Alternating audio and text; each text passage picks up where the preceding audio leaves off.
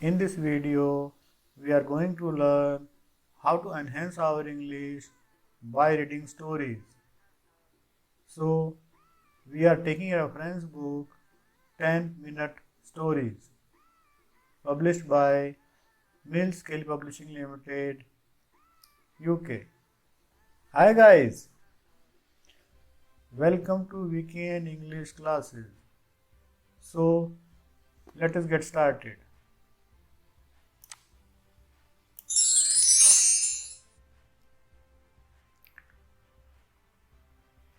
Today I am going to narrate a story. Name of the story is Puss in Boots. The story is retold from the original tale by Charles Perrault.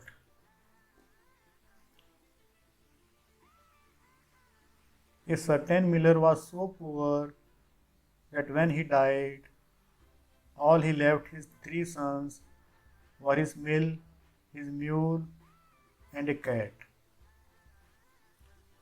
"Baxi me the mill," said the eldest son. "Baxi me the mule," said the middle son.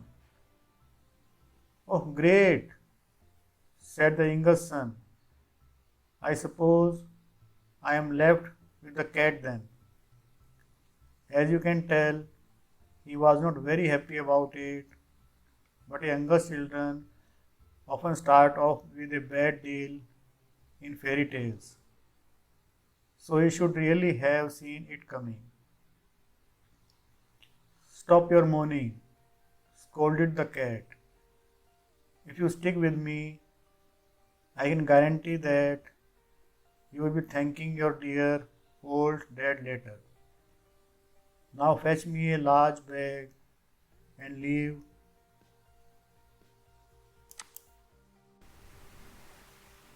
me to get on with things. Oh, and get me a smart pair of boots made from the finest red leather, just like I have always wanted."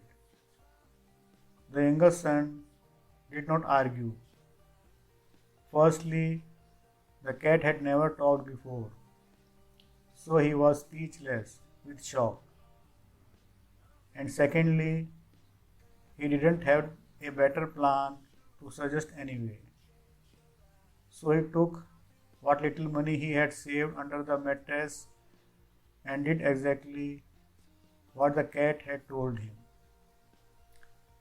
As soon as Puss had finished purring with delight at how fine he looked in his smart boots of the finest red leather, he hurried along to a field and lay down quite still with his bag wide open beside him.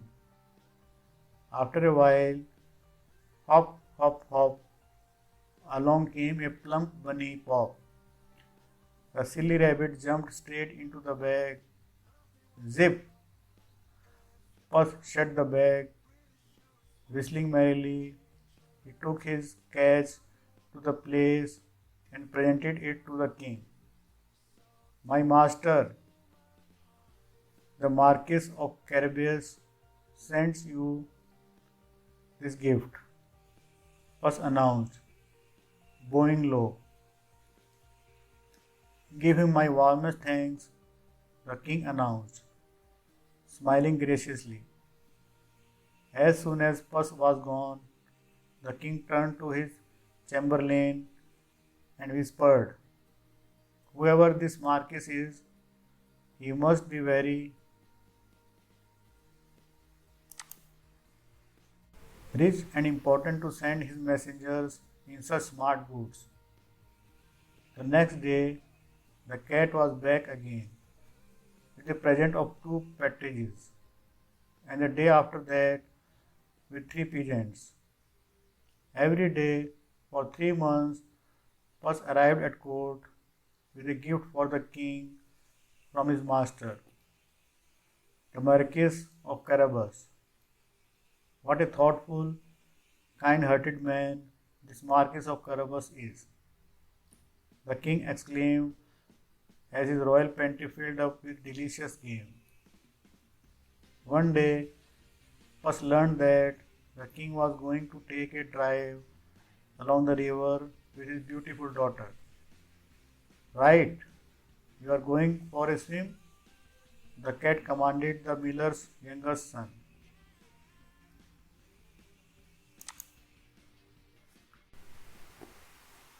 But, but, I don't have any swimming trunks. The Marquis of Carabas protested, but Puss was already dragging him along to a certain spot on the river bank. Before he knew it, the cat had taken away all his clothes and he was swimming around obediently among the water weed. Just then, the royal carriage came trundling by. Help! Help! Shouted Puss, running out onto the road and flagging it down. The Marquis of Carabas is drowning. The princess squealed with fright as he peered out of the carriage and saw a man splashing out in the water. At once, the king ordered his guards into the river to pull him out. Your Majesty, purred the cat, as the soldiers began trying to give the startled miller's son the kiss of life, as if it wasn't bad enough that the Marquis of Carabas has nearly drowned. While he was in the water, robbers have stolen all his clothes.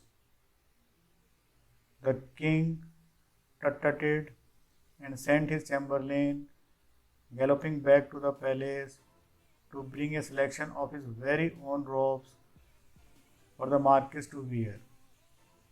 Soon the miller's son was looking exceedingly handsome in the king's best suit, and the princess was blushing a deep pink. It's the very least I can do in return for all the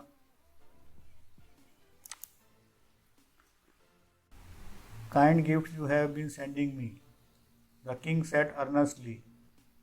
The miller's son had no idea what the king was talking about, but he thought it best just to nod and smile all the same. You will come and ride with us a while, won't you? Insisted the king, and the miller's son was ushered up into the royal carriage to sit next to the princess. Puss was highly excited that his scheme was working, and he ran ahead down the road. By and by, he came to a hayfield of mowers, and he said, Good people, if you don't tell the king that this food belongs to the Marquis of Carabas, I'll make you all into cat food. It wasn't long before the royal carriage passed by, and sure enough, the king leaned out of the window and asked, Who does this land belong to? It belongs to the Marquis of Carabas. The terrified mowers stuttered. You have a fine estate. The king beamed at the miller's youngest son, and the so-called Marquis nodded and smiled. Soon the royal carriage came to a cornfield of harvesters. The miller's youngest son was just as surprised as the king to learn from the harvesters that the cornfield belonged to him too. A little further,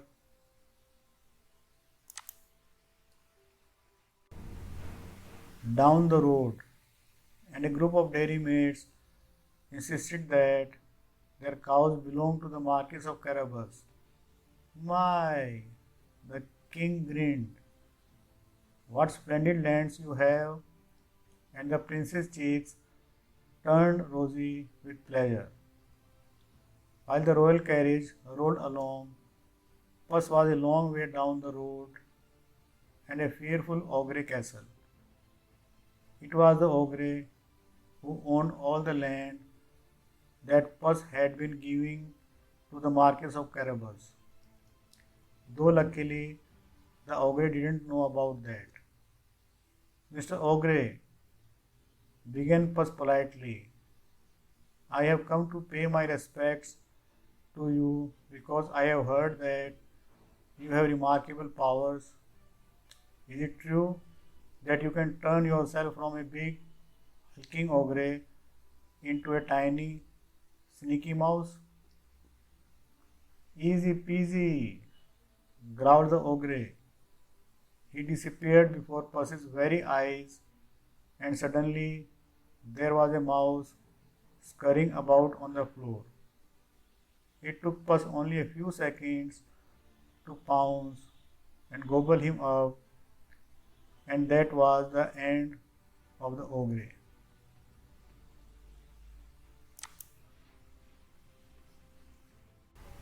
By the time the royal carriage pulled up outside the castle, Puss was waiting outside to greet it. Welcome to the home of the Marquis of Carabas, Puss announced proudly. The cat ushered the highly surprised miller's younger son and his turned royal guests inside, where they found a delicious banquet the servants had prepared for them at Puss's instruction. My dear Marquis, beamed the king, I am most impressed with your riches, generosity. If there is anything I can do for you, just say a word. The miller's son glanced at the princess, who hissed under her breath, Go on, ask him. So the Marquis of Carabas cleared his throat and said, Actually, I would quite like to marry your daughter, and the king roared with happy laughter. The couple were married that very day, and the miller's younger son lived as a rich and prosperous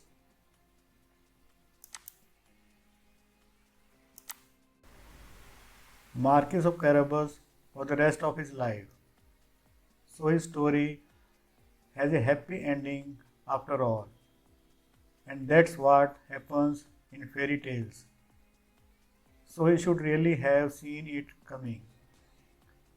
As for Puss, well, he lived happily at the castle too. There were plenty of mice to catch, and that's all he needed to be content, as well as his smart boots of the finest red leather, of course.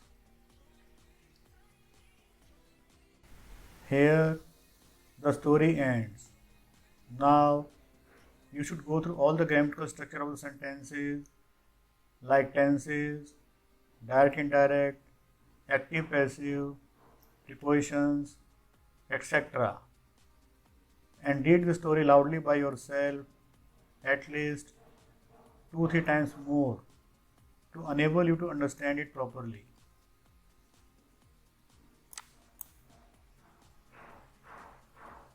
Thanks for watching this video. Please subscribe, like and share this channel. I will see you in my next video. Till then, bye bye. Happy learning.